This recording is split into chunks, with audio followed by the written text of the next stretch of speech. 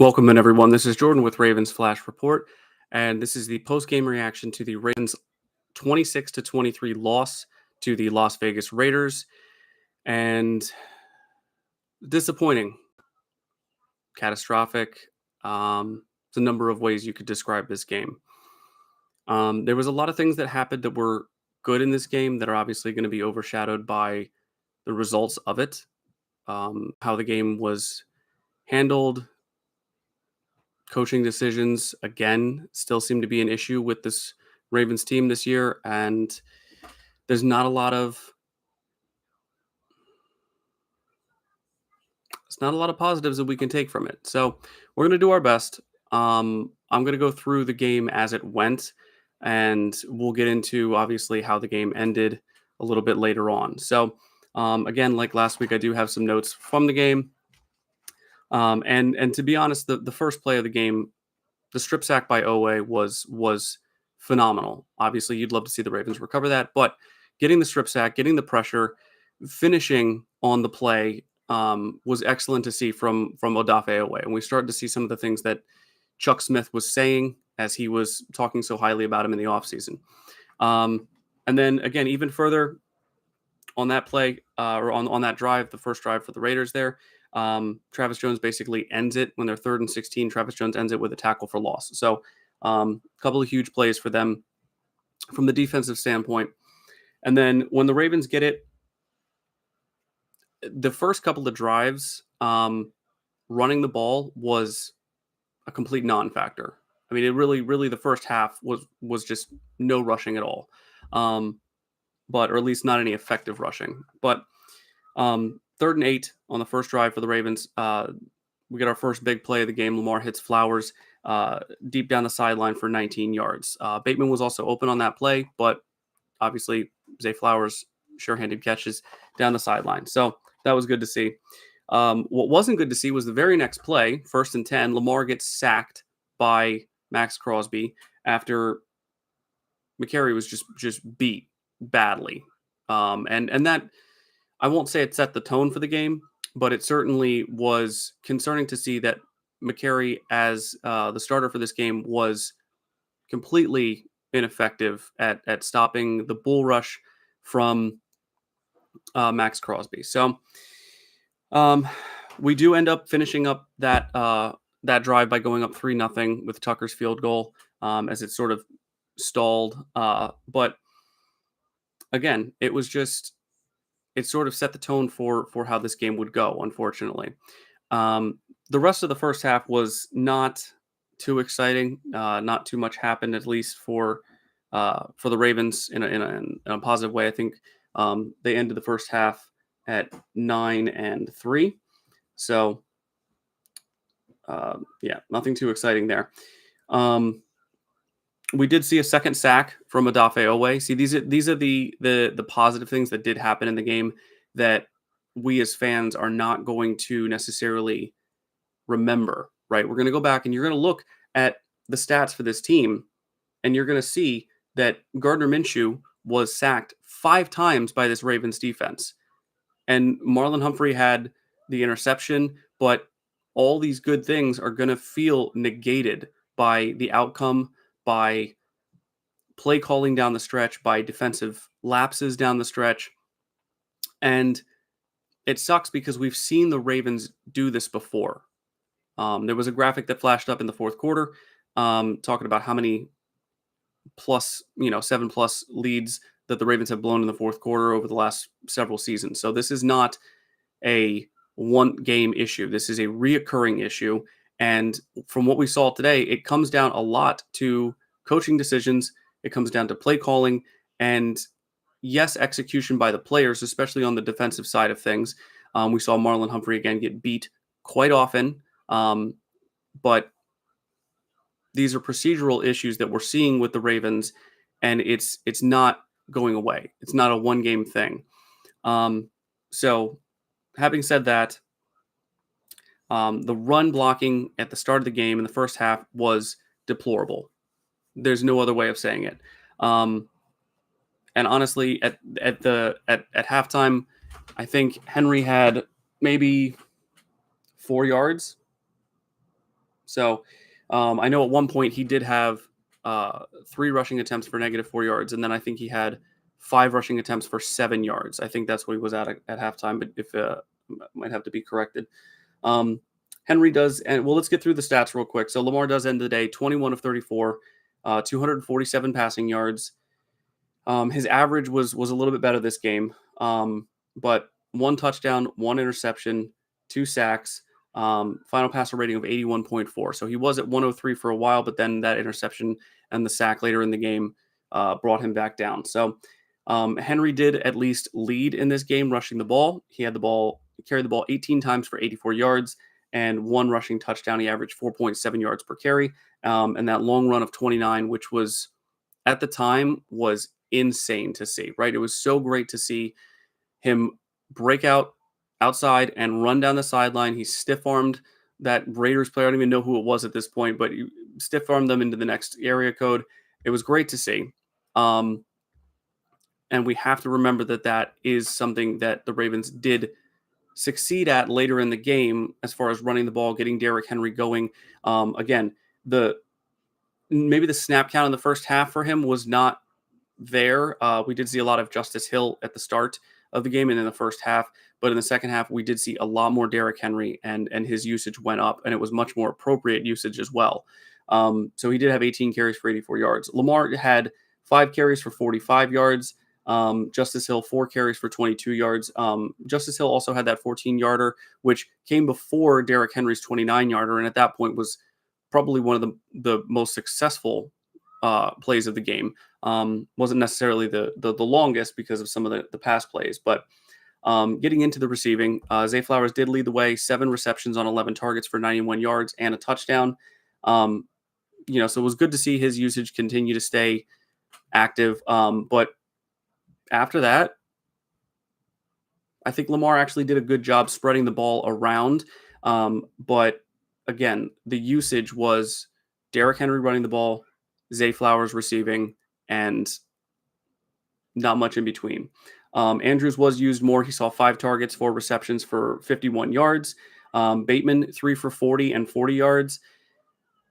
And while we're there, let's talk about the interception, because when I saw it happening live, for a split second, I thought Bateman actually caught the ball and went to the ground. And then when I saw Spillane get up and act like he had it, I was like, wait a second. And then they went back and reviewed it, and I saw it go off Bateman's hands, and it sucked because I think it was like 2 plays before that, he made an excellent catch on the sideline, or it was along the hash marks, for like a 12-yard gain, and it just seemed like that drive they were really trying to use Bateman. They were trying to push the ball to Bateman, get him going in this game, try to get a balance between him and Zay.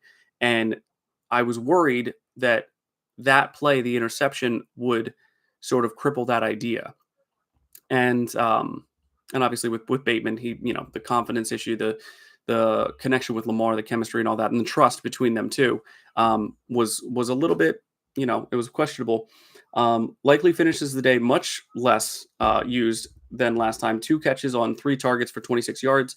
Nelson Aguilar, 3 targets, 1 reception, 13 yards. Derrick Henry also had his first good play of the game was actually that little pass out to the flat there, which he took for 12 yards. Justice Hill had 2 catches for 10 yards. Charlie Kohler pretty much started things off there. 1 catch for 4 yards. Then we never saw him again, basically.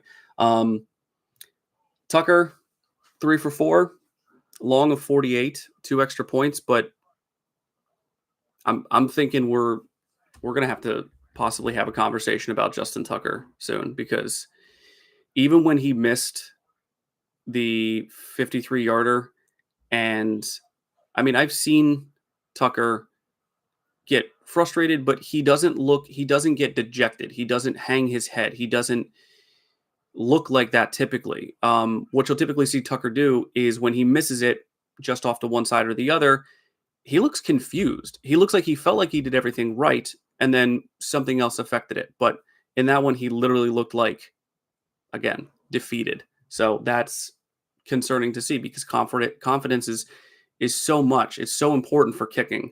And Tucker has never had an issue with the confidence. But in that one, it very much looked like he was losing confidence in himself. So getting into the numbers for the defense, um, a lot of tackles. Roquan Smith leads the way with 11 tackles and 1 pass defense. Marlon Humphrey, they targeted Marlon a lot. I'm going to dig into his numbers and his pass coverage numbers later because I mean they were all day they were going after Marlon. And I thought after his interception, which was excellent to see, um, given his lack of ball skills and his lack of big play that he's had in the past couple of seasons. Um, but it was just I thought after that they would maybe back off a little bit, but they kept going at Marlon. They kept attacking whoever he was on, and it kept working. And it kept working later in the game. It reminded me of the Rams game from last year, where they kept going to Cooper or Nakua whenever Marlon was on them. If he's covering Bowers, they went to him. If he was covering Adams. Now Adams towards the fourth quarter, obviously, it didn't seem like anybody was trying to guard him, or not trying to guard him. Obviously, Brandon Stevens was trying to guard him. I don't want to get into the whole ref situation because if we do, this is going to be such a negative 45-minute live stream. I've had some of you guys, some subscribers ask why I don't do live streaming or at least comment on the game during the game. I may seem fairly calm in these videos and in most of my videos that I do, but I'm a very passionate fan. And so I don't want to misspeak during a live stream. So maybe at some point in the future, but for right now, these post games are what work best. I can calm down a little bit, but Marlon, he did have 10 tackles, 8 solo tackles. He had the tackle for loss. He had an interception, pass deflection. So he was very active. But again, they just kept going at him and it kept working later in the game. So I think that was a big issue. Kyle Hamilton, 6 tackles. Trenton Simpson, 5 tackles for 3 solos. Adafe Owe, again, it stinks that he had such a good and impactful game in one that most people will have negative memories of. He has 5 tackles, 4 solo, 2 tackles for loss, 2.5 sacks, and a forced fumble. I mean, just fantastic day from him, honestly. Other notables, I mean, Kyle Van Noy. I didn't even think he was going to play. I didn't. I think I put in my preview, I was like, oh, they're going to be without KVN. So are the outside linebacker groups outside of him, are they going to step up? And Owe did. But, I mean, he comes in, 3 solo tackles, 3 tackles for loss, and 2 sacks. I mean, I'm fully healthy, and I can't do that when I show up for work. He also had a pass deflection. Oh, no, I'm sorry. I'm misreading. That was Brandon Stevens who had a pass deflection. Justin Matabike, 2 sacks, or 2 tackles for loss. One that should have been a sack that was negated by his, again, we're getting into the refs, but face mask.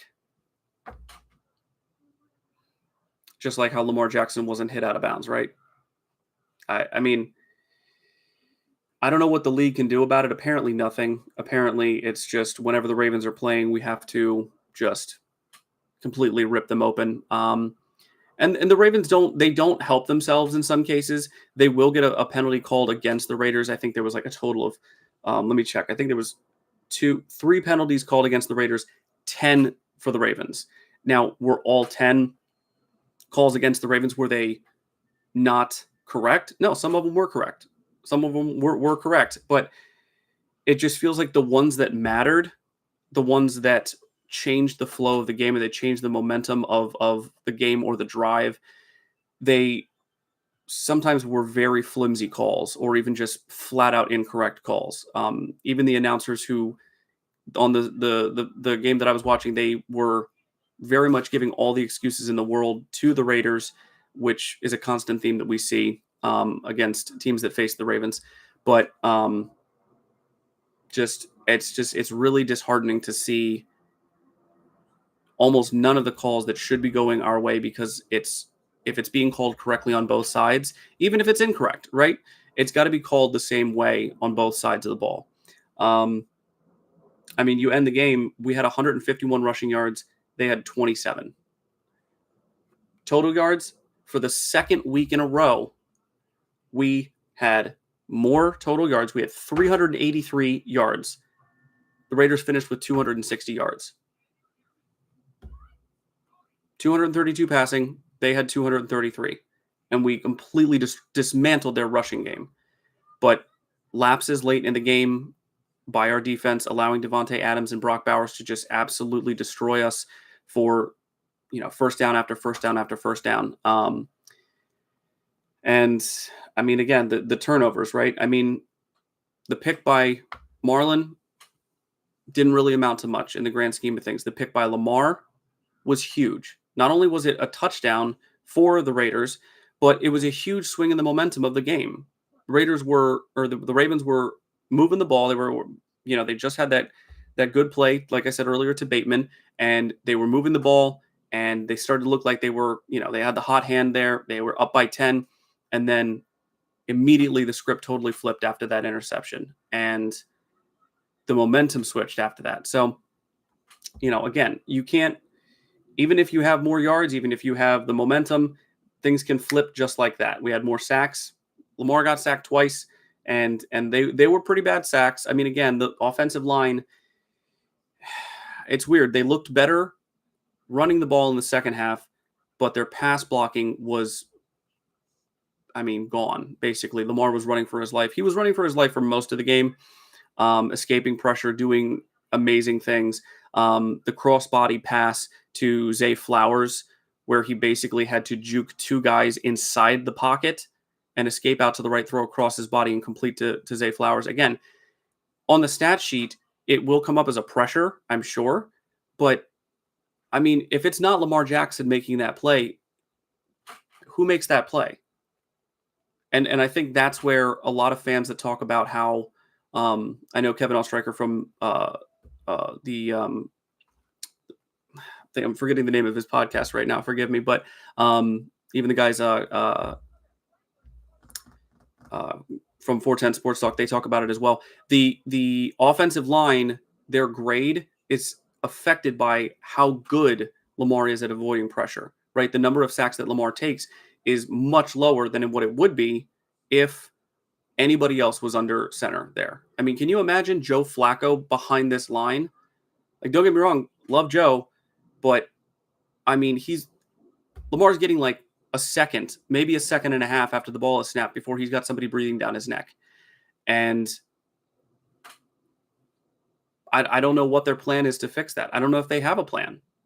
I mentioned when I was talking about when I was making my apparently misguided video about the Ravens already having some serious issues after the Chiefs game. My confidence in John Harbaugh was already very low. We'll say it's very low. And it did not improve in this game. I don't know how they fix that. I don't know what sort of conversations they need to have behind closed doors. But to come off the AFC Championship game the way they did, to know the mentality and the mindset of the Ravens coming into this season, where last season it was, we're totally locked in. We know what we had to do. We know where we haven't been yet, and we know where we got to go. And then to come out 0-2, the way that they lost these games, the way that they were outcoached, the way that it almost seemed like, especially late in the game, they were just bullied out of the game. And I don't know what you do to fix that, because it has to come. Yes, it has to come from player execution, of course, because at the end of the day, they're the guys that are out there, but it has to come from the organization. It has to come from the coaches. It has to come from a mindset from the coaches that you're not going to quit.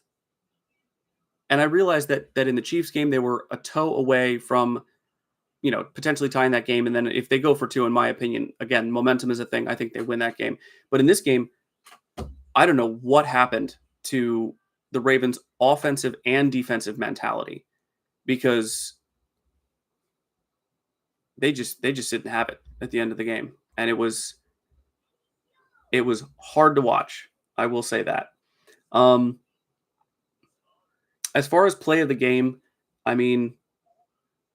Zay's the quick pass from Lamar to Flowers for that touchdown was excellent. I do have to admit, when I looked away, because I was high-fiving my wife and watching that, but when I turned around and I saw Zay doing Jacoby's dance, I got to admit, I got a little touched. I got a little emotional with that, because that was, you see, Oh, other side. Sorry.